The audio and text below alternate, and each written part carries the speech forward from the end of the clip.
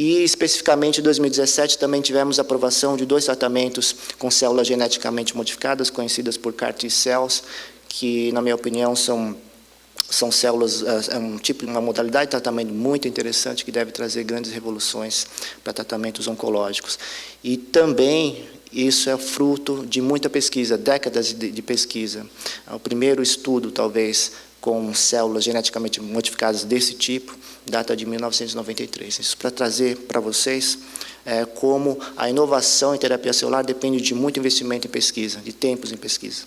Como eu falei para vocês, o paradigma de terapia celular são os tratamentos para doenças do sistema hematopoético e imunológico, com base no transplante de células tronco hematopoéticas. Isso é um procedimento que é feito no mundo inteiro.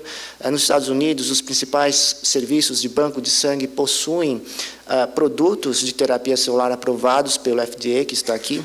E o que eu gostaria de comentar é o seguinte: esse tipo de transplante ele não resolve, obviamente, todos os casos, e existem algumas complicações que surgem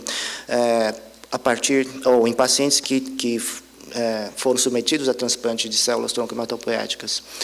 E aí existem muitos estudos clínicos que trazem como perspectiva de solução dessas complicações também terapia celular. Então, um deles uma das complicações que é bastante frequente em pacientes transplantados é a doença do enxerto versus hospedeiro, onde as células enxertadas do doador acabam atacando as células do paciente. Essa é uma condição que traz uma complicação significativa, ela pode ocorrer em até 80% dos casos dos transplantes allogenêicos, e ela pode ser tratada com medicação baseada em esteroides, mas até 30% dos pacientes se mostram refratários a esse tipo de tratamento. E, nesses casos, existe um prognóstico bastante desfavorável, com uma taxa de sobrevida de 2 anos, em torno de 10%. Existem vários estudos clínicos que tentam utilizar um tipo de célula-tronco, célula mesenquimal, justamente por conta das suas propriedades imunomodulatórias, para tentar controlar esse GVHD agudo. E aqui eu trago apenas um resultado de um estudo brasileiro, realizado pelo grupo do Dr. Dimas Tadeu Covas, da Faculdade de Medicina de Ribeirão Preto, e também com o grupo do Dr. Nelson Hammerschlag, do Hospital Albert Einstein, no qual eles infundiram células tronco mesenquimais de doadores em 46 pacientes, e aqui a gente pode ver muito bem a curva de sobrevida, Os pacientes que responderam ao tratamento têm uma curva de sobrevida significativamente distinta daqueles que não responderam, que neste estudo tiveram uma sobrevida de até 1 ano. Então, essa é uma das perspectivas de solução de terapia celular para tratamento de algumas condições que acontecem em decorrência do transplante de células tronco hematopoéticas. Esse é um segundo e último exemplo. Durante o período de aplasia até a pega, especialmente quando esse transplante é feito com células bastante naive, como, por exemplo, células de cordão umbilical, existe, em muitos casos, infecções virais oportunísticas. Infecções como, por exemplo, adenovírus, CMV, BK vírus. Esse tipo de infecção corresponde até a 1/3 das mortes em pacientes que receberam transplante allogeneico de células tronco hematopoéticas. Existem alguns poucos tratamentos farmacológicos, mas esses não são muito efetivos e trazem efeitos adversos significativos. Existe uma proposta, alguns estudos clínicos, que são com base em terapia celular, que pegam células T do próprio paciente, estimulam essas células para reconhecer antígenos virais específicos, por exemplo, CMV, BKV, como já falei, e depois expandem essas células no laboratório e devolvem essas células ao paciente. E aqui a gente tem um estudo que foi desenvolvido pela Baylor College e também pelo MD Anderson, que mostra a evolução de um paciente. Aqui a gente tem a viremia, o paciente submetido a tratamento com drogas antivirais, e a 3 infusões sucessivas dessas células, chamadas células T vírus específicas, que foram produzidas. E a gente consegue perceber que, à medida que essas células vão se mantendo no organismo, isso vai controlando a viremia a ponto dessa viremia ficar bastante baixa, mesmo na ausência de drogas antivirais. Então, existe toda uma perspectiva de produção de células vírus específicas, também células vírus específicas chamadas off-the-shelf, ou seja, células que são preparadas de doadores com talvez os padrões de HLA mais comuns, que possam estar imediatamente disponíveis para tratamento, porque essas infecções virais ocorrem muito rapidamente e o tempo necessário para a produção dessas células vírus específicas é relativamente longo. Nós temos um estudo clínico aprovado em colaboração com o Hospital Albert Einstein e também com o MD Anderson nesse sentido, produção dessas células para tratamento de infecções por CMV. Além dessas aplicações clássicas na área oncohematológica, existem muito poucos tratamentos aprovados no mercado hoje. Essa tabela que eu coloquei aqui, eu não tenho a pretensão que vocês leiam, mas apenas para vocês terem uma ideia de que, basicamente, os tratamentos hoje aprovados fora dessa área cabem num único slide. Nós temos alguns poucos tratamentos que são aprovados nos Estados Unidos pela FDA, mas apenas lá, e alguns tratamentos que são aprovados na Europa, mas apenas lá. E aqui nós temos para diferentes tipos de doenças, desordens, algumas bastante raras. Temos tratamentos, por exemplo, não necessariamente com células-tronco, mas com fibroblastos, é o caso, por exemplo, desses dois produtos aqui. Temos tratamentos com condrócitos autólicos para indivíduos que têm lesão de defeitos em cartilagem do joelho, né? E alguns outros exemplos. Eu gostaria de seguir em frente e passar, talvez, exemplos emblemáticos clássicos nesse sentido. Esse é um estudo que foi publicado na New England Journal, em 2010, por um grupo italiano, liderado pela doutora Graziella Pellegrini, que é um estudo pioneiro, um estudo que foi desenvolvido com mais de 100 pacientes, com indivíduos que têm lesão de epitélio de retina por conta de queimaduras. Nesse estudo, eles testaram, então eles tiraram um pedaço da retina de pacientes, um pedaço preservado da retina, isolaram células, prepararam culturas de células que estavam enriquecidas em células-tronco de retina, injetaram novamente esse preparado celular nos pacientes. Aqui a gente tem a situação de 3 pacientes antes e depois do tratamento. E aí, nesse estudo, eles conseguiram observar uma taxa de sucesso próxima a 80% de resposta, inclusive com melhora de acuidade visual. Então, com base nesses estudos, esse tratamento foi, então, aprovado pela Europa, foi o primeiro tratamento com células-tronco a atingir o mercado europeu, em 2015. E importante mencionar que esse tratamento depende da quantidade de células-tronco presentes no preparado. Essas células-tronco, em especial, possuem expressão desse marcador, dessa proteína, P63, e quando há células enriquecidas com essas células, existe uma resposta clínica. Então, assim como esse tratamento, existem vários outros estudos clínicos com células tecido específicas para tratamentos de doenças diversas que podem chegar também no mercado.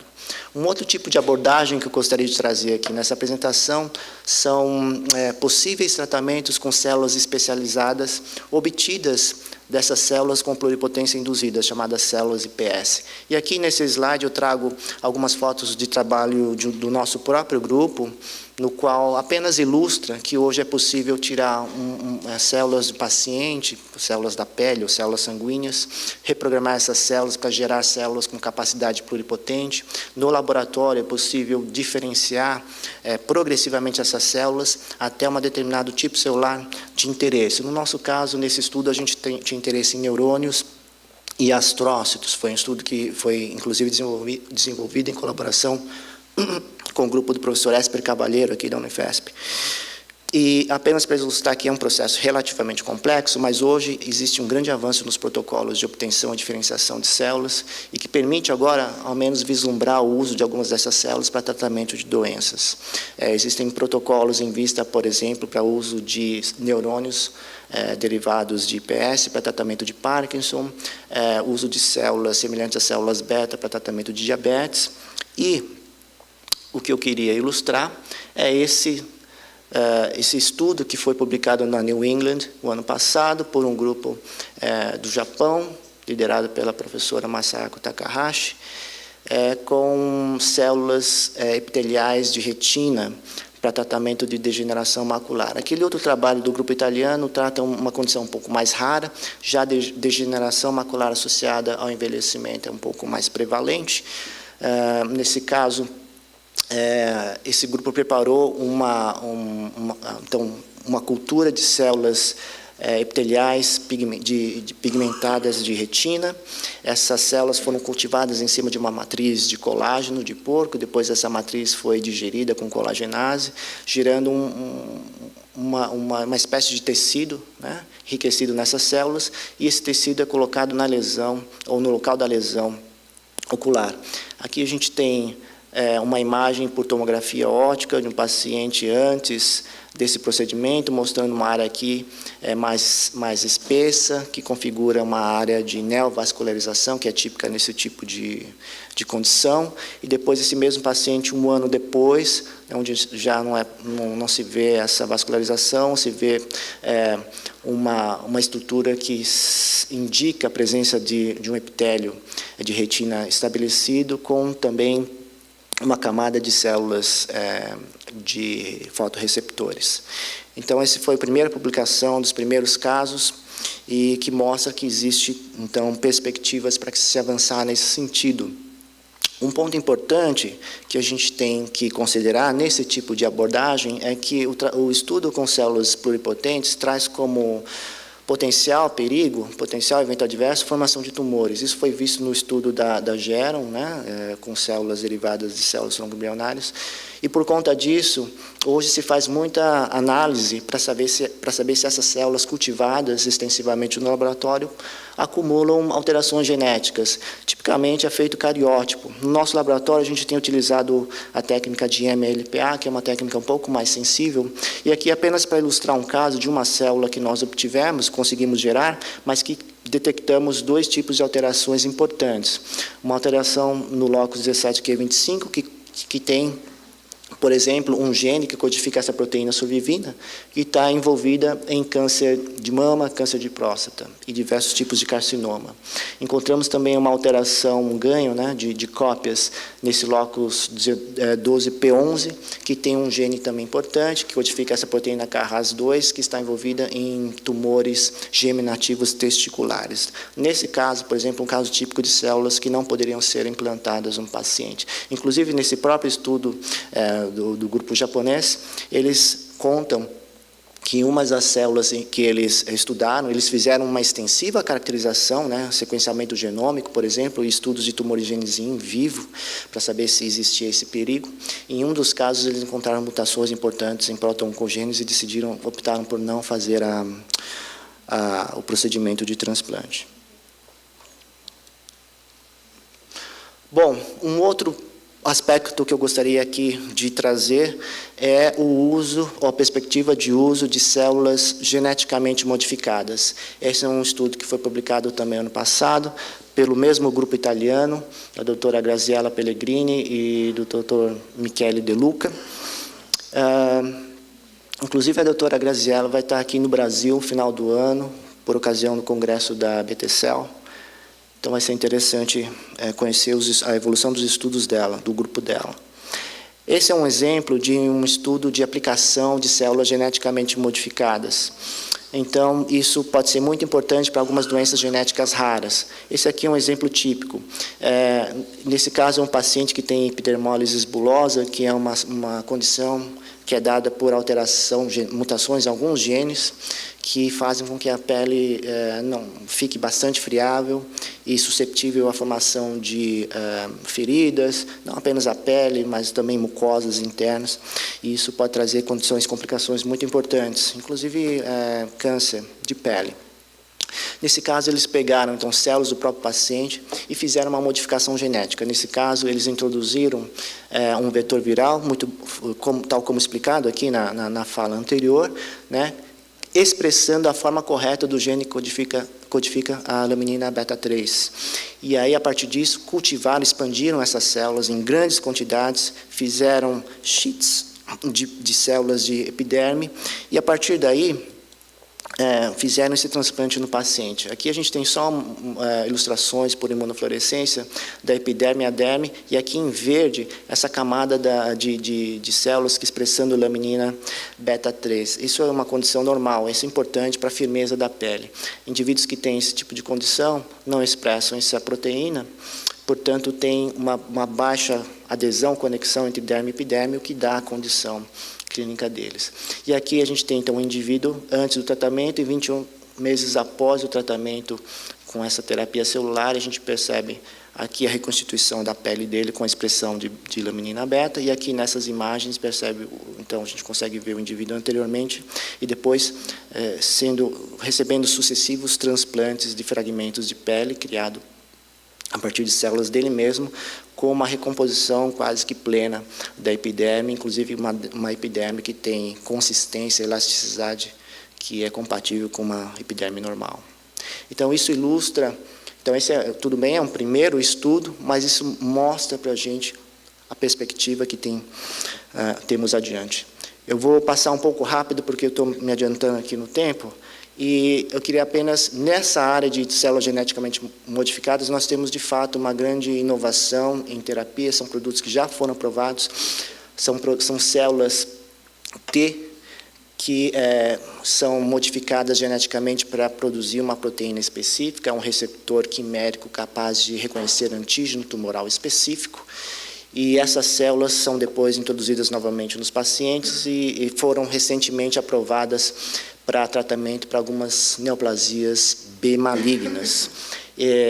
Por conta disso, a Associação Americana de Pesquisa Clínica, de Oncologia Clínica, considerou esse procedimento, ou esse tipo de medicamento, como o avanço do ano.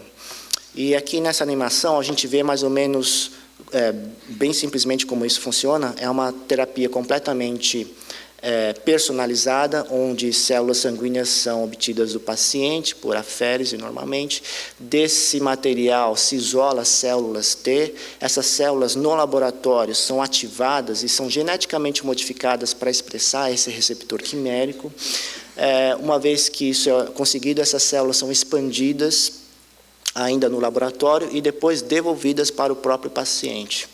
No paciente, essas células, então, agora expressando esse receptor quimérico, conseguem reconhecer antígenos específicos que estão presentes na membrana plasmática das células tumorais, e com isso, essas células, com esse reconhecimento, essas células T passam a ser ativadas e combatem as células tumorais.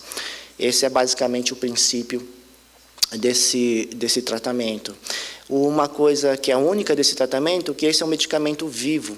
Então, uma única aplicação do medicamento é suficiente, porque a célula, ela permanece no organismo e ela se multiplica à medida que ela reconhece as células tumorais. Depois elas permanecem nos indivíduos por um certo tempo. Eu aproveitei essa ilustração da ASCO para tentar deixar um pouco mais dinâmica essa apresentação. E um dos segredos dessa tecnologia está no desenho desses receptores quiméricos. Então, basicamente, isso denota de muitos estudos na área de imunoterapia, né? Então, basicamente, essa proteína, ela tem na sua porção extracelular fragmentos de anticorpos que reconhecem um antígeno específico. Aqui a gente tem fragmentos da cadeia leve e pesada, então tem aqueles domínios responsáveis por reconhecer especificamente determinado antígeno. Esses domínios são ligados por meio de um domínio transmembrânico há domínios que são importantes para a ativação das células T. Inicialmente, esse domínio era o próprio domínio da proteína CD3-zeta, mas existe uma evolução nesse desenho, nessa engenharia desses genes. Algumas desses receptores trazem um segundo domínio de coestimulação, que é muito importante porque aumenta a atividade antitumoral, aumenta a secreção de citocinas, que são importantes para o combate às células tumorais, e aumenta a persistência, a proliferação e persistência dessas células em vivo. Existem hoje, essas são chamados receptores de segunda geração, existe uma terceira geração, onde 2 domínios coestimulatórios também são introduzidos nessa parte intracelular da proteína. O tipo de célula que mais se conhece nesse sentido é a célula chamada CTL019, que foi desenvolvida pela Universidade de Pensilvânia e também pela Novartis, para tratamento de leucemia linfocítica, onde se tem mais experiência clínica. Mais de 160 pacientes já foram tratados com esse tipo de células. Então, basicamente, essa célula é modificada para ter um receptor quimérico que reconhece o antígeno CD19, e é um antígeno, é um receptor quimérico de segunda geração, tem um domínio coestimulatório aqui da proteína 4,1-BB. E esse é um estudo que foi publicado na New England Journal 2018, agora, que é basicamente um estudo no qual foi baseada a aprovação pelo FDA desse produto. Então, os pacientes, cerca de 75 pacientes receberam esse produto celular nesse estudo, e a gente pode perceber aqui que a taxa de remissão da doença em 6 meses foi bastante alta, em torno de 80% ou mais. A taxa de sobrevida também foi bastante melhorada, em 6 meses de 90% sobrevida geral, e de sobrevida livre de doença 73%. Com base nisso, esse produto foi aprovado pelo FDA em 2017. Claro que todo novo tratamento também traz efeitos adversos, e essa tabela traz os principais que são observados. Talvez aqui vale a pena destacar essa Cytokine Release Syndrome, que é uma alta e rápida produção de citocinas por conta da ativação dessas células T modificadas, e essa é uma situação que pode trazer risco mesmo ao paciente, diminuir pressão, ventilação, capacidade respiratória. Em muitos casos, essa síndrome de liberação de citocinas está associada a alguns eventos neurológicos, especialmente eventos neurológicos de grau 3, mais severos, como, por exemplo, convulsão. Mas, é importante dizer que nesse tipo de quadro, uma das principais citocinas produzidas é a interleucina 6. E quanto maior a quantidade de células tumorais, maior a probabilidade disso aqui acontecer. Mas existem alguns medicamentos, como, por exemplo, esse anticorpo monoclonal, tocilizumab, que é usado para tratamento de artrite reumatoide, e ele justamente é um anti-interleucina 6. E a utilização desse anticorpo ajuda a controlar os sintomas associados a essa síndrome de citocina. Existe um outro estudo clínico que foi desenvolvido também pela Universidade de Pensilvânia, agora em linfomas do tipo não Hodgkin. Esse trabalho não está publicado, mas foi apresentado no último congresso da ASCO, que também foi visto uma boa taxa de resposta, 53% de taxa de resposta clínica, uma probabilidade de recidiva acima de 70%, sobrevida acima de 60% em 6 meses. Os mesmos eventos adversos foram vistos, mas o importante desse estudo é que nenhuma morte atribuída a esse medicamento foi observada, e esses são resultados que são muito importantes e que também suportam um fast track de aprovação pelo FDA para uma segunda indicação desse produto de terapia celular.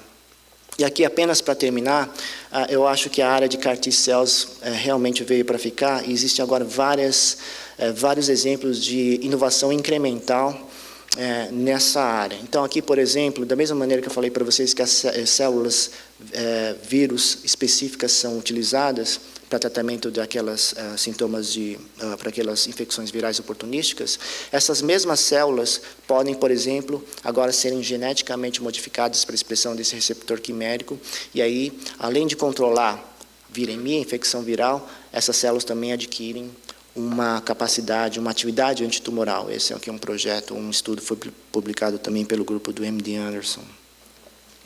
Além disso, existem então novos antígenos, células reconhecendo novos antígenos, inclusive nas próprias leucemias. Parte das leucemias que são refratárias ao tratamento com CAR-T endereçado a CD19, produzem células, ou tem células resistentes com expressão de um segundo antígeno, que é a proteína CD22.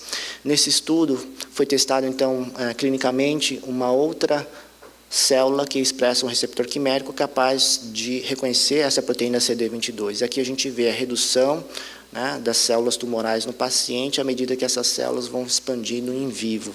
E aqui algumas imagens de PET mostrando antes do tratamento um tumor, e esse tratamento e a ausência desse tumor mais de 3 meses após o tratamento. O que é interessante é que o que acontece em muitos dos casos é um escape antigênico. As células passam a produzir menos do antígeno, ou às vezes você seleciona as células que não expressam aquele determinado antígeno. Então existe toda uma proposta de redesenho desses receptores quiméricos, como por exemplo receptores biespecíficos que reconhecem simultaneamente 2 antígenos, como por exemplo nesse caso CD19 e CD22. Em estudos pré-clínicos, essas CAR-T cells biespecíficas se mostraram altamente eficientes. Existe uma perspectiva de estudo clínico agora com esse tipo de CAR-T cell, com esse desenho de receptor. Além disso, as CAR-T cells estão expandindo para além das doenças oncohematológicas, também para tumores sólidos, embora essa seja uma situação um pouco mais desafiadora.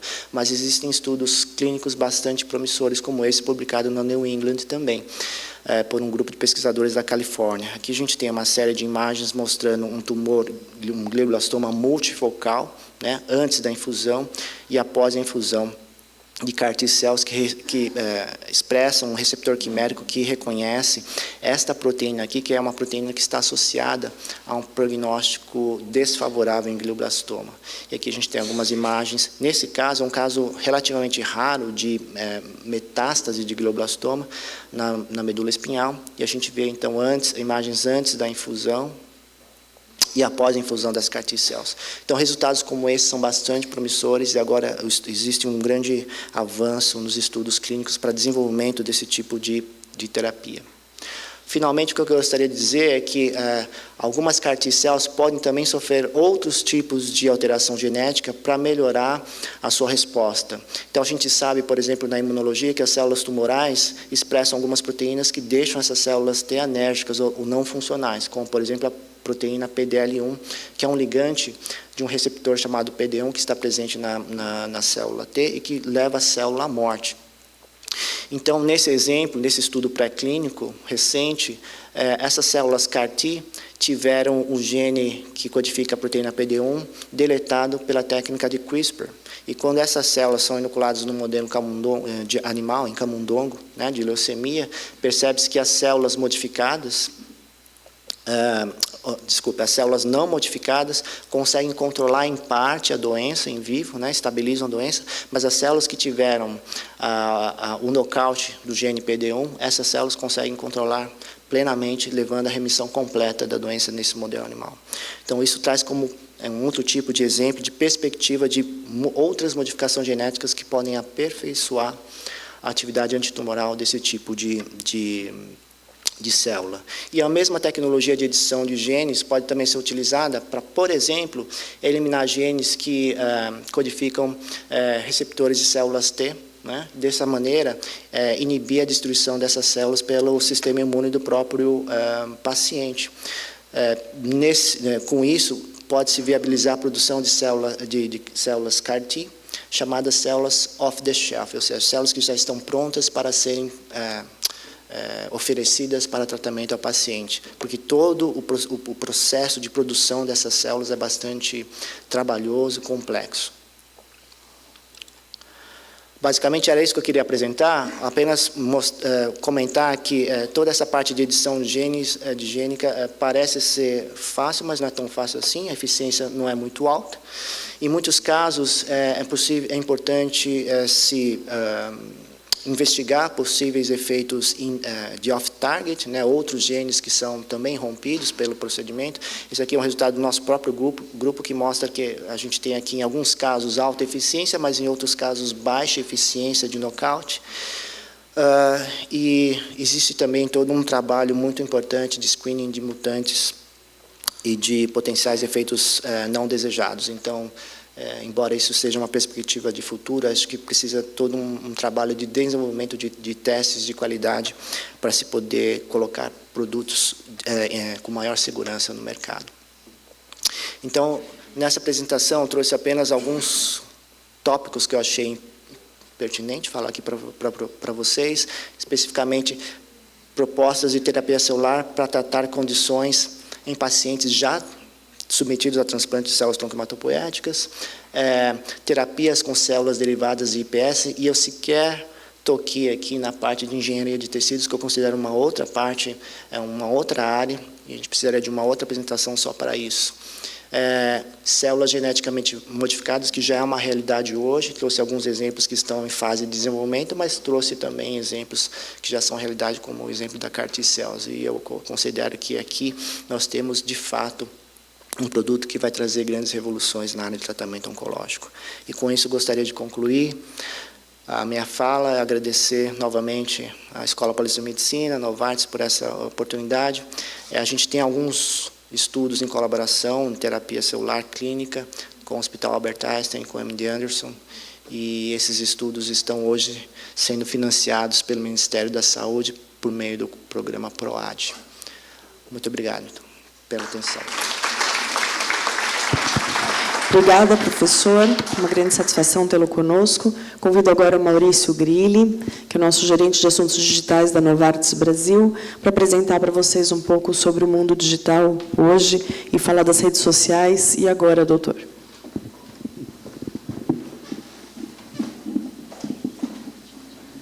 Quer falar daqui? Acho que eu prefiro falando, mas... que eu tô com... Troca o slide aqui. Olá, boa tarde. Eu vou falar um pouco com vocês sobre... Onde é que eu tenho que apontar? Acho que não está bem. Vamos lá.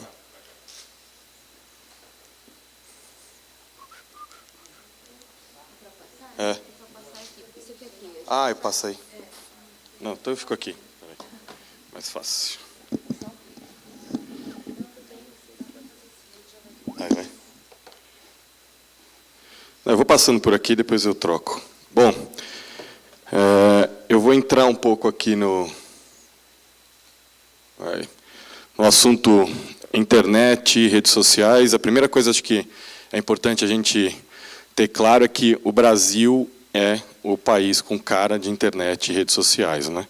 A gente, terceiro lugar aí em horas gastas por dia na internet. O pessoal costuma também fazer umas brincadeiras falando que o brasileiro fica muito tempo na internet, porque a nossa internet é horrível, né? Então você fica muito tempo para poder carregar as coisas. Mas na verdade não, a gente ama isso, a gente ama redes sociais. A gente fala que o brasileiro acabou com o Orkut, né? O Orkut era para ser o Facebook, e aí o que aconteceu? Europeus, americanos tinham seus 10 amigos, e aí vem os brasileiros com 300 amigos, 1 milhão de páginas, compartilhando tudo, foto de biquíni, foto na praia, foto de comida, e aí os europeus fugiram e o Orkut acabou. E dizem até que o Zuckerberg, né, dono do Facebook, ele fala sobre procedimentos para evitar a orkutização do Facebook, que nada mais é do que dar uma controlada nos brasileiros, né? Mas, além disso, a gente tem muito para crescer ainda a internet, né? Se você olhar ali, olhando o Brasil, nesse gráfico... Opa! Joia.